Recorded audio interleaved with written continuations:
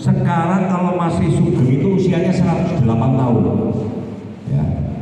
Mbak Yu saya itu lahiran tahun 42. Mbak Nurumisi dulu guru semen. Ya. Pasti ada yang seangkatan. Sekarang berarti usianya 80 tahun. Kemudian Mbak Yu saya nomor 2 itu tertulis gini Mbak Lis itu guru dulu SMK Mardigenyo ya, SMKA ya. SMK Mardigenyo. Sekarang kalau beliau masih Sugeng itu 78 tahun. Kemudian yang nomor 3 itu Mas Mugi almarhum itu 77 tahun. Jadi saya yakin di antara panjenengan itu ada yang seangkatan dengan kakak atau mbak saya, karena saya anak nomor 13. Ya. Jadi sekeluarga itu 13 dari satu bapak dan satu ibu. Ya. Alhamdulillah sekarang yang masih ada itu masih ada 9, yang 4 sudah meninggal. Ya. Bapak Ibu yang saya cintai, saya banggakan, saya mengharap kesehatan, kebahagiaan, dan kesejahteraan senantiasa menyertai kita semua. Ya. Kemudian kita semua berharap hari lanjut usia nasional yang diperingati setiap tanggal 29 Mei, mestinya ini mundur 1 bulan, gak apa-apa, bisa menjadi momentum untuk menggugah kesadaran dan kepedulian segenap elemen masyarakat terhadap para lanjut usia, sekaligus memotivasi kaum lansia di Kabupaten Banyumas untuk tetap semangat, sehat, dan produktif, sehingga mampu mengambil peran dalam pembangunan daerah serta menjadi teladan bagi generasi muda. Aku wingi tembe nunggoni mertuaku. Mertua saya usianya juga sudah 82 tahun ya. Itu sehat sebetulnya fisiknya, tapi gara-gara dulu pernah jatuh. Nah, wingi-wingi beberapa hari yang lalu itu wengi-wengi jam 1:30 ngorong-ngorong. Aduh, aku tipu aku. Saya kan menantu yang paling deman, mungkin jadi melu aku sih. Najar-najar publik gitu. Jadi menunggu di mertua nang DKT dilawan 4 hari. Fisiknya sehat, tapi karena pernah jatuh, jadi jalannya jadi agak kedimik-dimik ya. Jadi saya pakai perawat di rumah. Ya alhamdulillah 82 tahun ingatannya masih bagus ya. Tamu-undangan dan hadirin berbahagia, menjadi tua itu merupakan suatu fase kehidupan yang akan dialami oleh setiap manusia. Ya, tadi saya cerita kalau Habib Lutfi ngomongnya aku umurmu pira wo? Mbon anu Mbah, mbon 56, katanya keliru. Baru 56, panjenengan yang usianya sudah 80 tahun, kalau ditanya usianya berapa, usianya pinten tembe 80.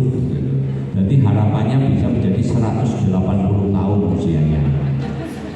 Tapi jangan sampai pikun ya, 120 tahun tapi semuanya nanti meninggal juga dalam keadaan istiqomah ya. Secara kodrati akan diikuti dengan penurunan hampir semua aspek, khususnya aspek fisik dan psikologis. Perlu cara-cara khusus tadi sudah dijelaskan mungkin ya, dengan olahraga khusus dan lain-lain agar Bapak Ibu yang dikaruniai usia panjang bisa tetap sehat dan bugar. Selain menjaga pola makan dengan konsumsi makanan yang bergizi, Bapak Ibu juga harus selalu menjaga kebersihan, positif dalam pemikiran, bersosialisasi, silaturahmi. Ini ada hadis riwayat Bukhari yang ini saya bacakan aja. Barang siapa yang ingin dilapangkan rezekinya dan ditangguhkan ajalnya, adalah bersilaturahmi. Silaturahmi itu memperpanjang usia dan melapangkan rezeki. Terus saya kemarin ke Jakarta itu dolan ke dalamnya Pak Marjoko. Ya, ini usianya sudah 76 tahun tapi sehat banget. Aku telepon karena saya acara selesai, saya telepon Pak Marjoko, aku dolan dalam panjenengan lah rumah minggu yang enak. Tapi pokoknya jam 3 aku masih golep gitu. Dia kan seminggu sekali ini gambarnya lagi duaan sama kayak yang cantik-cantik gitu. Pak Marjoko kan senangnya gitu ya, senangnya guyon kayak saya. Saya ke sana kemudian loh, Pak, jadi dalamnya ini kosong, aku terus gawe rumah anyar jadi benih. Dia dolan mana? Terus aku permain aku mau pilih Pak Marjoko.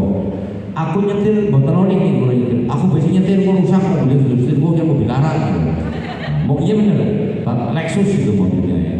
Ternyata Pak Marjoko di usia 76 tahun dia masih sering nyetir mobil ke Purwokerto sendirian. Kuncinya ternyata ya, dia gini, falsafahnya dia. Jaga raga konsumane betah. Ini saya pegang benar-benar, ini apa di Paman Joko?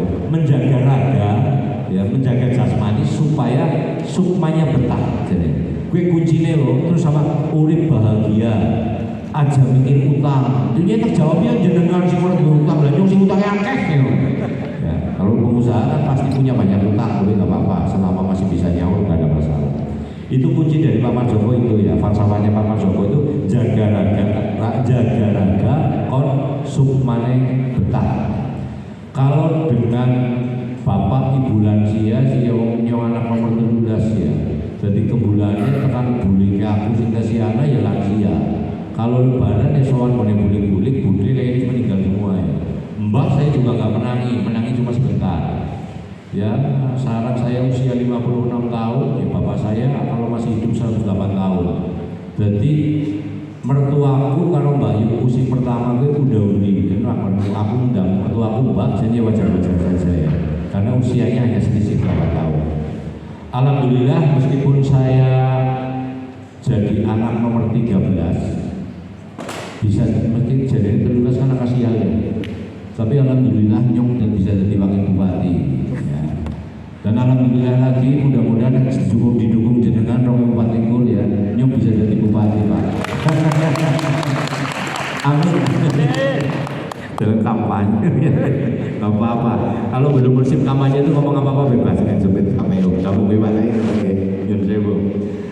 Untuk itu saya harapkan peringatan Hari Lanjut Usia Nasional tahun 2022 yang mengambil tema Lansia Sehat Indonesia Kuat dengan subtema Lansia Sehat, Lansia Berdaya, Indonesia Maju diharapkan bisa membangkitkan kembali pesan-pesan kesehatan bahwa sehat itu dimulai dari keluarga.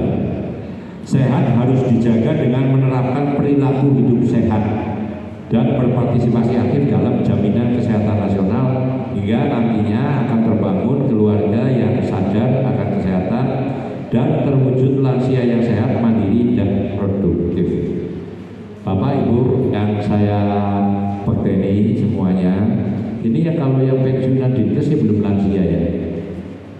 Katanya batasan lansia dari PBB kan 65 tahun. Di bawah 65 ke bawah itu belum termasuk lansia. Saya berharap peringatan Hari Lanjut Usia Nasional ini bisa membawa spirit kagum Bapak Ibu untuk tetap bersemangat dalam menjalani kehidupan dan yakin bahwa usia tua tidak menjadi halangan atau kendala untuk tetap berkarya, hidup sehat, optimis, mandiri, dan produktif. Ini saya cerita pengalaman ya. Saya taman kanak-kanak itu almarhum bapak saya sudah pensiun. Saya taman kanak-kanak almarhum bapak saya sudah pensiun. Saya kuliah di Jogja, bapak itu sampai usia 70 itu masih jalan-jalan Purwokerto Sokaraja. Sangu duit, kondure mesti gue numpak angkutan kota. Ya, itu bapak saya mandang ngawur kadang-kadang. Hari Minggu kadang-kadang beliau jalan-jalan ujung-ujung numpak sepur, numpak Purbaya, wis tekan Jogja orang pamitan, sih Purwokerto ibu tua kalau boleh golek itu nanti jebule maning kos-kosan nang Jogja. Itu almarhum bapak saya seperti itu. Tapi usianya waktu itu beliau sedo itu usianya 74 tahun. Jadi saya anak yang tidak yang wisudanya tidak dihadiri oleh bapaknya saya di antara 13. Yang 12 itu bapak masih menangis semua ya. Jadi kakakku sing nomor 12 ya, itu selisih usianya 3 tahun dengan saya. Mungkin dikiranya sudah selesai 12, ternyata nongol lagi 3 tahun kemudian nongol seperti saya ini ya. Sing arep dadi bupati nanti dukungnya dengan. Aja serius-serius lah. Hadirin tamu undangan yang berbahagia, sebelum mengakhiri sambutan ini, saya atas nama pemerintah Kabupaten Banyumas sekali lagi mengucapkan terima kasih dan penghargaan yang setulus-tulusnya kepada semua pihak yang selama ini telah bersama-sama bersinergi dan bekerja keras serta bekerja ikhlas dalam upaya meningkatkan kesehatan dan kesejahteraan lansia di Kabupaten Banyumas. Harapan kita semua kolaborasi yang baik ini dapat dipertahankan, bahkan lebih ditingkatkan lagi di kemudian hari. Demikian beberapa hal yang perlu saya sampaikan pada kesempatan ini kepada Bapak Ibu sekalian serta segenap lansia di Kabupaten Banyumas. sekali lagi saya ucapkan selamat memperingati Hari Lanjut Usia Nasional. Semoga panjenengan semua diberi umur yang panjang, diberi kesehatan, diberi kebahagiaan, diberi rezeki yang barokah. Terus aku yang tidak makna, dengan lansia kan manjur deh. Aku maunya kepengen banget ada putu. Ini cerita benar ini, ya. Anak saya yang pertama kan sudah nikah, ya, tahun 2019 kalau nggak salah. Sampai sekarang belum hamil lah. Ini malu udah beluan, baru anak kamu mau cepet-cepet bikin anak sih ngapain? Kalau bapak pengen punya cucu, sana bikin anak sendiri, kawin lagi aja ya. Ini guyonnya sampai begitu saya dengan anak saya ya. Jadi memang modelnya sekarang begitu, antara orang tua nyun sewu bapak-bapak ya. Kalau dulu bapak saya lagi lenggah, saya lewat di depannya itu aja gini nyun sewu pak. Lah begitu duwe putu pak. Saya rumahnya di dalam gang 1. Lagi nonton TV karo bapak, burine jendela, anak kursi ngarepe TV, burine jendela. Putune iki bisa melompat jendela lalu nyekeli silahe bae ora apa-apa. Nek nyung tampung karo bapak kamu. Itu kondisinya sekarang seperti ini ya. Apalagi ini musimnya musim gadget ya. Jadi memang kita harus mengawasi anak-anak kita, cucu-cucu kita supaya tidak terbawa pergaulan yang bebas ya. Ibu bapak, saya cerita sedikit ya sebelum mengakhiri. Saya punya pondok pesantren di Sleman ya. Pondok pesantrennya itu rehabilitasi kenakalan remaja dan orang tua juga, banyak orang tua yang nakal ya. Pak Purwadi kan nakal. Kenakalan remaja dan rehabilitasi narkoba. Ini benar ibu ya bapak ya. Ternyata korban narkoba itu bukan hanya remaja dan dewasa. Di pondok saya itu ada anak kelas SD kelas 4 yang sudah menjadi korban narkoba. Ini yang saya pesan ya kepada ibu bapak, awasi betul-betul anak cucu yang sering bermain ke tempat game online. Karena beberapa anak SMP, anak SD, anak SMA yang pada pertama kenal narkoba, banyak yang kenal pertama itu di tempat waktu itu PlayStation ya, sekarang game online. Ternyata di situ itu ada orang yang jualan pil-pil itu. Jangan dipikir bahwa narkoba itu yang harganya jutaan. Yang selawe sempleng itu masih ada. Ya. Itu anak-anak yang pada bermain itu dikasih pil itu gratis. Dan kalau sudah bermain itu ngombe pil wis kelalen apa asik bisa seharian. Nanti kalau sudah kecanduan tidak gratis lagi, beli. Nah kalau sudah beli, kentongan duit sing pertama dipangan itu duit SPP itu pasti. Yang kedua gelangnya ibunya didol. Lama-lama TV, motornya wong tuanya digadeng. Nah, ini bener nih. Di tempat saya, di pondok saya itu ada putra salah satu pejabat di Magelang yang sertifikat BPKB mobilnya digadengkan semua. Tapi itu bukan narkoba, judi online. Ini juga bahaya sekali judi online karena judinya cukup pakai handphone. Itu aja dari saya, pesan ini bukan pesan kurang ajar Rono. Menghimbau kepada ibu bapak sekalian, anak-anak kita, cucu-cucu kita, calon penerus bangsa ya, penerus pemimpin bangsa. Kalau sekarang mereka kecanduan gadget, kemudian kecanduan narkoba, itu sangat membahayakan sekali. Makanya narkotika menjadi musuh utama negara. Itu Bapak Ibu yang bisa saya sampaikan. Selanjutnya mari kita memohon bareng-bareng kepada Gusti Allah Tuhan Yang Maha Esa, semoga senantiasa melimpahkan rahmat taufik hidayah dan inayahnya serta memberikan kekuatan lahir dan batin kepada kita semua. Itu saja dari saya. Mohon maaf kalau ada kalimat yang mandan sebelodongan nih, karena saya memang aslinya seperti ini, tidak bisa berubah. Dari dulu saya seperti ini, jadi ngomongnya ya kalau saya disuruh apa ya jaim ngertos dipakai, tahu ibu jaim itu jaga image ya.